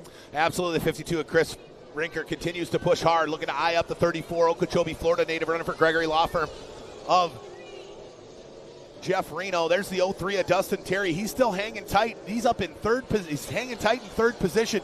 You know what? It would be a great day for Mercury Racing if they got 2nd and 3rd with that 4-stroke V8 in its first competition race ever. That's quite impressive. I know, talking to these drivers, was their goal. That was their key. The other key was to try and knock Chris Rinker off the top of the podium. But Chris Rinker has come out and said, I don't think so. Rinker Boat World has a great setup, and they're charging hard as RJ West just took a he just gets gulp of doused water. down.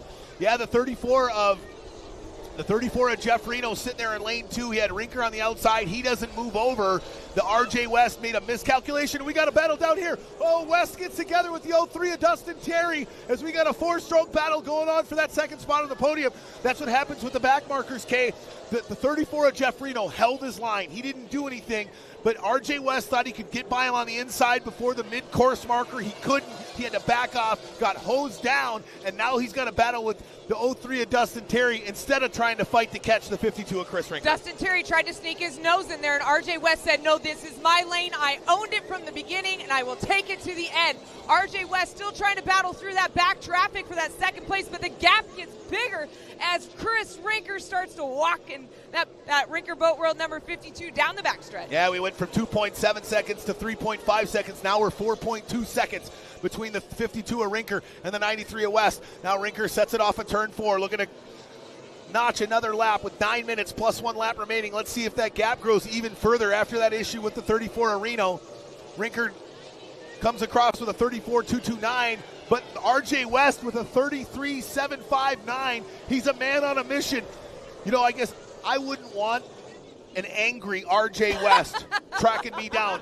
I mean, he got hosed by Reno. The next lap, he goes and sets a 1 second faster lap than the leader. That tells me the intestinal fortitude that driver has is going to push it to the limit to the very last lap here in this main event. So don't count him out yet. And he has closed that gap just in 1 lap. He has closed the gap between him and Chris Rinker. He is chasing him down hard, got through the back traffic, got around Dustin Terry in the 03, but Dustin Terry still charging hard as he's going to make his way into turn 1 and out of turn 2. But look at RJ West scooting to the outside with only 1 rooster tail difference between him and Rinker. Well, and we also got to watch out. Remember, RJ knows, I guarantee you, his crew chief told him, hey, 52 and 99 got together. 99's already out. If 52's got any sort of damage, you got to just stick with him. Because if that damage starts to wreak havoc, it could be over. And here comes the gap. It's starting to close down as the 52 of Rinker now. He's getting into the corner. He's got to deal with these back markers, trying to get by the 24 of Spencer Love. He goes wide to the outside. Now here comes the 93 of RJ West, trying to split the difference in between them. We got a battle going on for the title here at Port Neches Riverfest in the opening round. This is what you expect on the Formula One Powerboat Championship Series. Race in and race out. We've got battles all over the course. Spencer Love wreaking havoc between Chris Rinker and RJ West. RJ West going to have to go on the outside of Spencer Love, and he swings way wide. Chris Rinker sitting in lane 3. RJ West in lane 4 as they charge down into turn 1. As they go down into turn number 1, the 93 of RJ West trying to, now he takes a bit of a different approach there, sets it down into turn number 1. Out of 2, goes wide out of lane number 2. This is that game of cat and mouse, that chess match that we know is going to happen throughout the race, and we've got it in all aspects of the race course. We got the 03 Dustin Terry. He's trying to chase down the 93 at West, but if he looks in his rearview mirror, he's got Jeremiah Mayo, he's got Dylan Anderson, and he's got Chris Fairchild. But Fairchild might have something going on because the 14 of Andrew Tate's starting to figure it out. He's closing the gap on him as they fight for 5th position. Chris Rinker goes back into turn 1 and flies back his way out, but RJ West pops it out, but gets forced to the outside. He's going to bring down the front end of that boat and come down that halfway down the backstretch. Dustin Terry had to get around Jeremiah Mayo. Jeremiah Mayo still charging hard as we've got Snap-on Tools in the number 8. And there's the 52 of Rinker now going out of lane 2. Here comes a move. The 93 of West goes inside. No, he's got to shoot it wide to the outside. He goes way wide to the outside trying to find RPMs. 105, 110, 115 miles an hour as they accelerate down the front stretch. The 52 of Rinker, he knows he's got a tall order at hands. The 93 of RJ West is a consummate professional and an absolute veteran behind the wheel of a tunnel boat. Hashtag not a rookie in 2019. Yeah, right. He's been doing this for over 20 years, and it's showing right now here on the shores of the Neches River. Can he track down the 52 of Rinker, or can Chris, the real deal, do the one thing in 24 that he didn't do in 23, and that's start off the season with a win, and hopefully, just hopefully, that can help carry him to a series championship in 24. Whoa, look out there. This Chris is exactly what the 93 of RJ West needed. West goes wide to the outside as the 52 of Chris Rinker almost blew it over down the front straightaway. He snaps it in. Here goes the 93 of RJ West wide to the outside. We got him side by side down the back straightaway. I think that 52 of Chris Rinker might be taking on some water, Kay. He might be, and that might have been why he started to why it started to rise up a little bit more. He's starting to slow down. RJ West is going to take that checkered flag away from him. Chris Rinker is watching the top podium finish slowly but surely walk away with RJ West at the wheel. And he's doing everything he can, but I have a feeling, Kay, that there's some damage on the left sponson of that 52 Rinker Marine machine, and blowing it over there was because of that weight distribution sloshing around with water inside that boat, and the 93 of RJ West probably knew it's just a matter of time. More water gets in there, it's going to be easier to make a mistake, and we both know you cannot give the 93 of RJ West an opening as he goes wide to the outside, looking to put it way up on its tail, coming out of turn number 4 as he's got this thing dialed in and dancing, trying to bring the APX 250 4-stroke V8 Mercury its first victory in its first race ever. He has worked endlessly with Mercury Racing, testing weekend after weekend after weekend, working with Dave DeWald, trying to find the perfect prop, the perfect motor, the perfect set, the perfect setup, the greatest boat.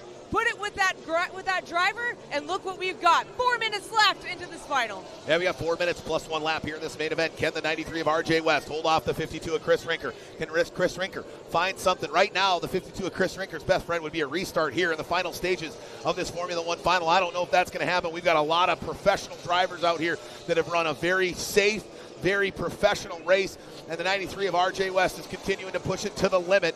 And we got another battle going on there between 3rd and 4th as Jeremiah Mayo only sits 0.437 tenths of a second, 37 tenths of a 0.37.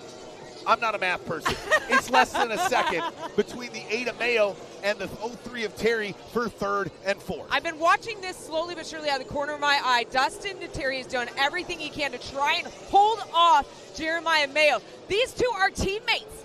They are teammates, but on the water, they are trying to get onto that podium. Absolutely. Third versus fourth means that somebody's standing on the podium with a camera and a trophy versus the person standing down on the bottom holding that champagne bottle. Absolutely, and I know we do have a little bit of a discrepancy in our monitor. I apologize. It looks like the transponder on the 03 of Dustin Terry's had a malfunction, so it's showing him about 7 laps down.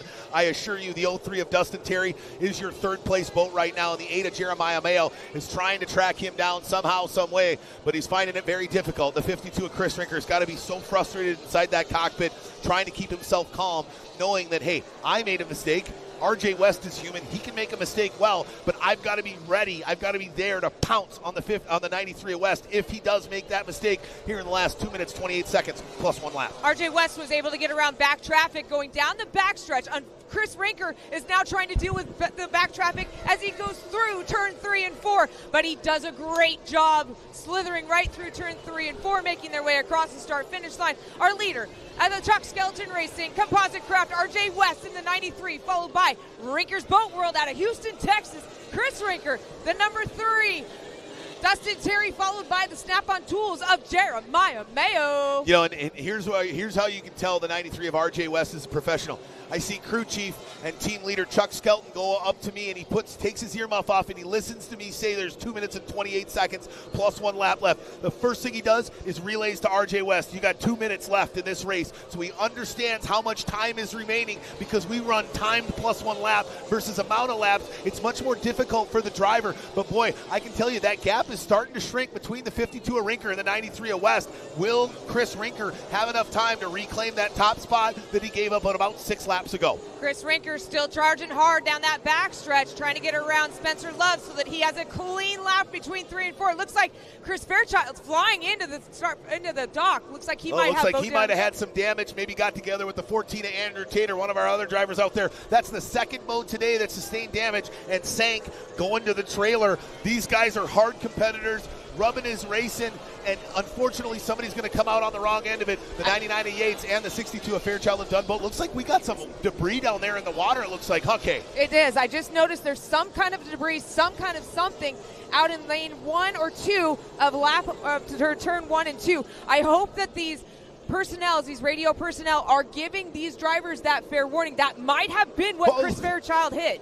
Oh, look out there. Sorry about that, Kay. But the 93 of RJ West, as he tends to do, got a little squirrely coming down this front straightaway and almost lost it outside of turn number 4 as they've really separated from the field, and they're kind of on their own end of the course together. We got a 2-boat battle, and we've got just a lap or 2 left here in this main event. Can the 93 of RJ West hang on for victory? RJ West still flying it down that backstretch, makes his way into turn 3 all by himself, but keep an eye on that rearview mirror, Mr. West. Here comes Chris Rinker, and the all-yellow white flag is out. 1 lap to go for RJ West in the 93 Composite Craft, Chuck Skeleton Racing. Here we go. We'll go fast, turn left just 4 more times. The young man out of California pushing it hard and trying to claim victory for the first time ever on a 4-stroke motor in Formula One powerboat racing anywhere in the world. This 250 APX 4.6-liter V8 4-stroke motor could potentially win its first race ever as he goes down out of turn number 3. Comes off turn 3, now goes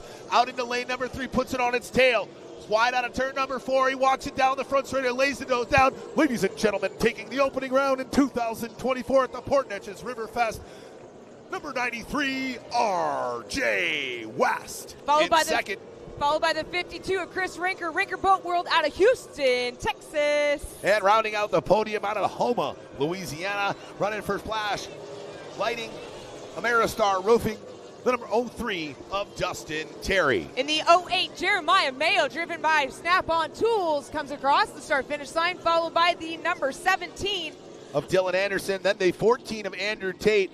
You know, Tate would have been fine if it weren't for that start. He's clearly that start is just a difficult thing for an inboard driver to learn after 15, 20 years of doing rolling starts. He's got to go to the modified Le Mans start, clock starts. It's tricky for them, but what a fantastic race. This is the culmination of years of hard work by the 93 of RJ West. He was he took the Optimax and figured that thing out. He took the APX V6 200 and tried to figure that thing out. he is the catalyst that went to Mercury, that helped them identify opportunities and make the changes necessary.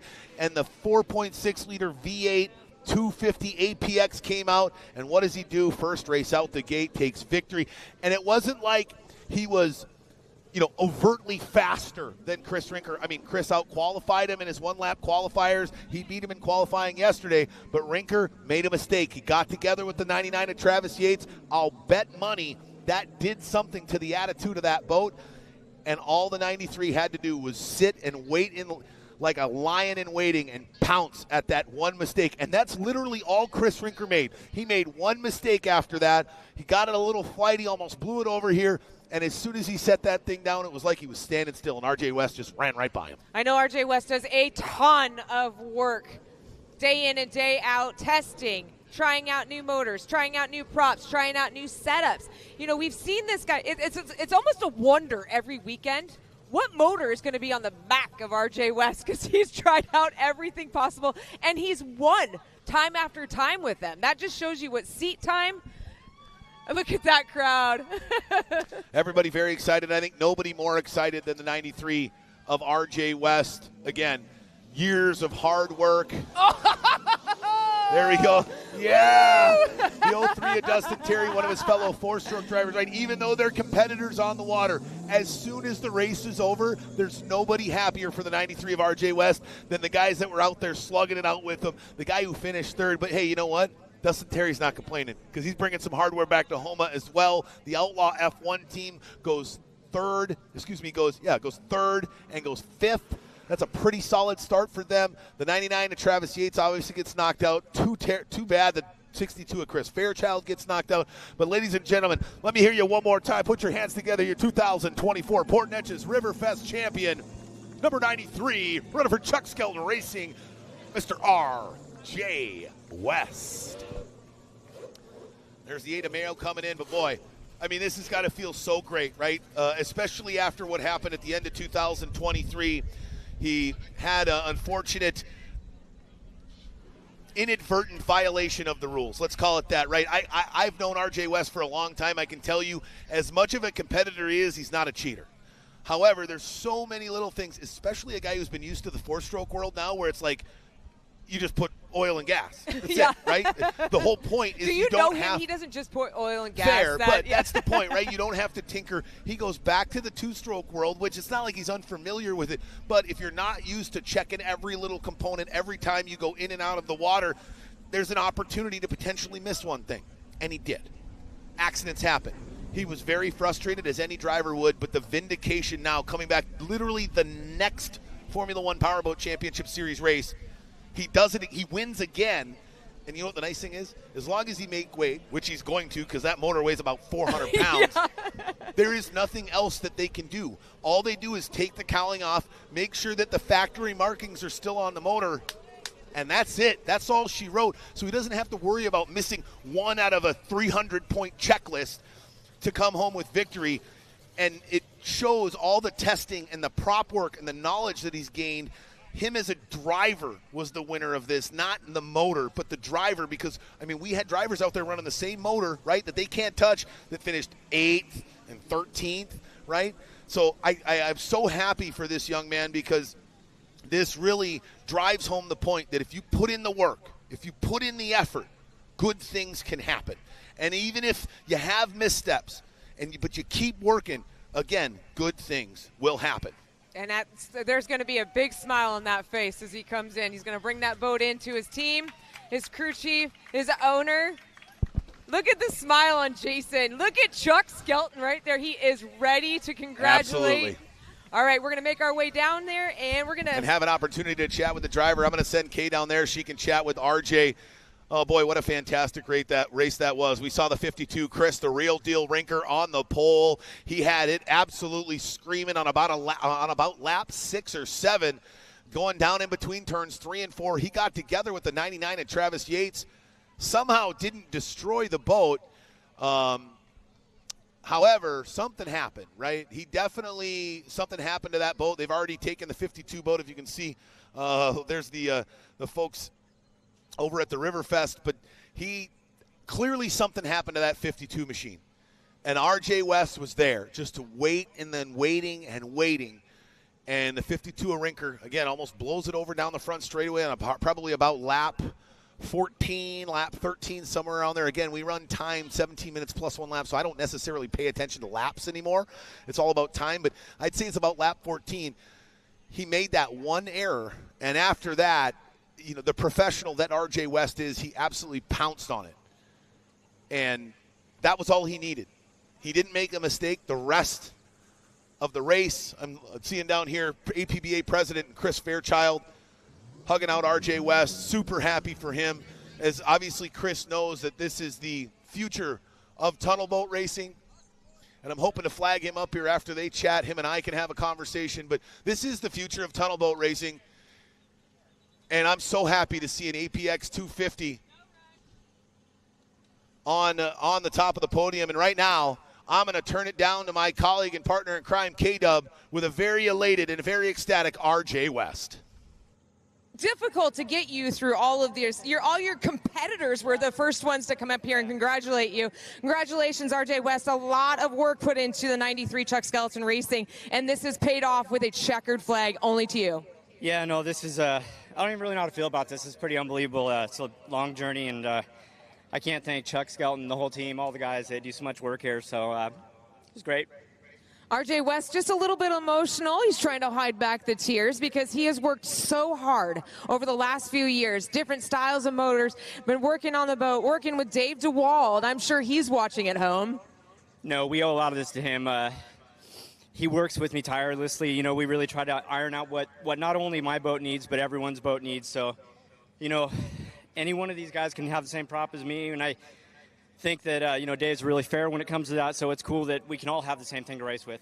You've been working hand in hand with Mercury for about the last 3 to 4 years. They call you, you call them. First thing, you pulled in here, and the Mercury guys were already right inside your trailer saying, hey, what do we want to do this weekend? Well, I mean, this is a massive work in progress. Mercury has broken their backs trying to give us motors we can go buy and race, and I knew this combo was going to be competitive. I didn't really expect this, let's say, but I think it was a great race. Rinker did a great job, and that shows that we can run hand in hand. I think it's really competitive platform. Chris Rinker got a little bit flighty, and you took advantage of that one single mistake. And like Tom said, you just went flying by him like he was standing still, but you did not give up the whole rest of the race. No, you got to put pressure on him. When you catch lappers, you never know what's going to happen, and Chris is a world-class driver.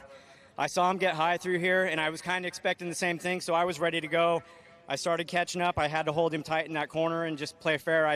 You know, one of me or him was going to win that race, it seems like. Dustin was right behind us, too. So, I mean, anyone could have won this if they were out front. Congratulations one more time to Mr. RJ West, Chuck Skelton Racing Composite Craft, a checkered flag. Back up to you, Tom. All right, thanks, Kay. Actually, I'm going to have a little conversation in a different capacity with our current APBA president, just talk a little bit about what it means for the future of boat racing to see the Mercury package that was put together and worked tirelessly by people like you and RJ and the great folks at Mercury Racing. You know, the future, I think, is here, wouldn't you say?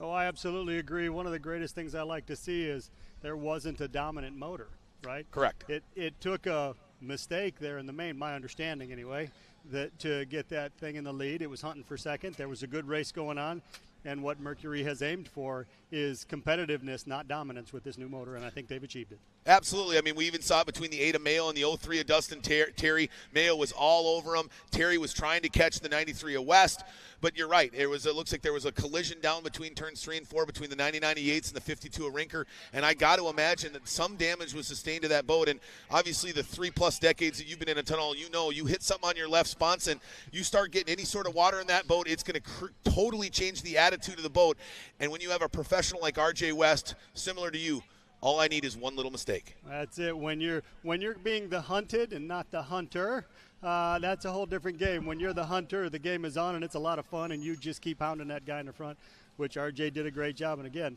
that APX did good. I don't think they had to tweak and tune on any of those motors all weekend, and I know we fought motor troubles all weekend. Yeah, and that's a big point of it, you know, and it's got to feel cool, right, to be the president of APBA, right? I mean, the last president of the APBA, to see this change of the guard was 35 years ago, right? I mean, we're talking when Bill Siebold brought the Mercury V6 to Bristol, these guys are going, what is this? What is going on? That was the last time an APBA president saw a change in the guard in tunnel boat racing. Now here you are in 2024 seeing that turn again to the future of tunnel boat racing and four-stroke motors in the marine industry. And I'm proud to see all the guys that have gotten on the bandwagon, all the guys that have bought these things, believed in Mercury while we struggled through this mess. I got four-stroke showing up in J classes now. I got four-stroke showing up everywhere. And, fortunately, unfortunately, however you want to look at it, four-stroke is what we're here to have. It's what we got from the manufacturers, and it's what we have to use. Absolutely. Well, hey, Chris, I'll let you get back to the team so you guys can assess all the damage and get everything buttoned up for the weekend. Thank you so much, sir. It was a pleasure. I want to thank Dr. Stephen Hall for being involved with our team. Second year, third year, I can't remember, but he is a fantastic person, and he's been known to take care of me when I need it. The people of Port Neches are fantastic. Thanks for braving the weather. Thanks for hanging out. We'll see you next year. Right on. That was your current American Powerboat Association President Chris Fairchild. Didn't have the best of weekends, but it speaks to the kind of guy he is. Still in great spirits and super excited because he gets to be the APBA president as we see the turn of the guard. The era of the APX four-stroke is here, ladies and gentlemen.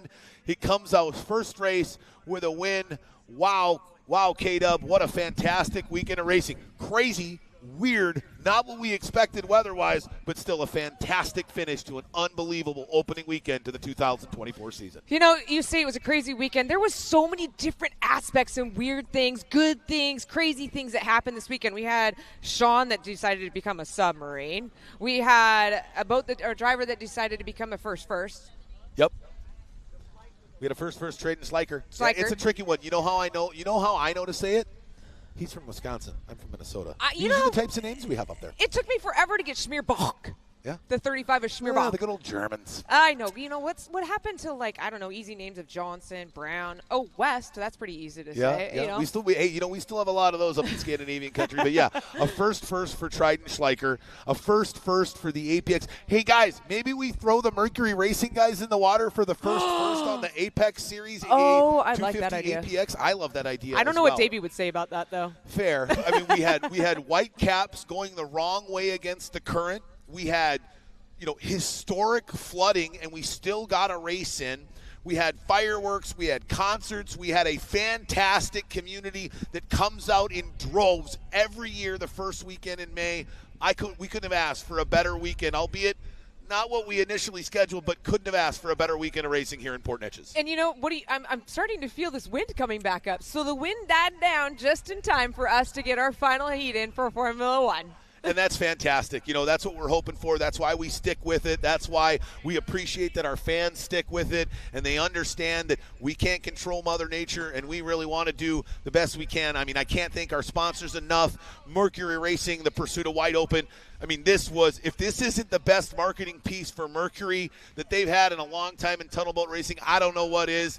They can say that they are the top dogs right now in North America, but JH Performance Boats, VP Racing Fuels, the official fuel sponsor of the Formula One Powerboat Championship Series, Racing Communications and Radios for Racing.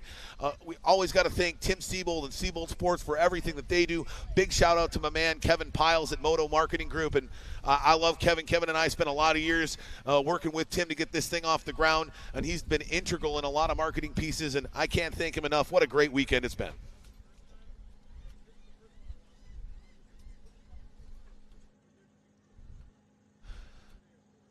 Well, what a great weekend it was. What a great way to start off the 2024 season. As we wrap up, Kay, from here we head about 4.5 hours northeast to Shreveport, Bossier, Louisiana, downtown Shreveport.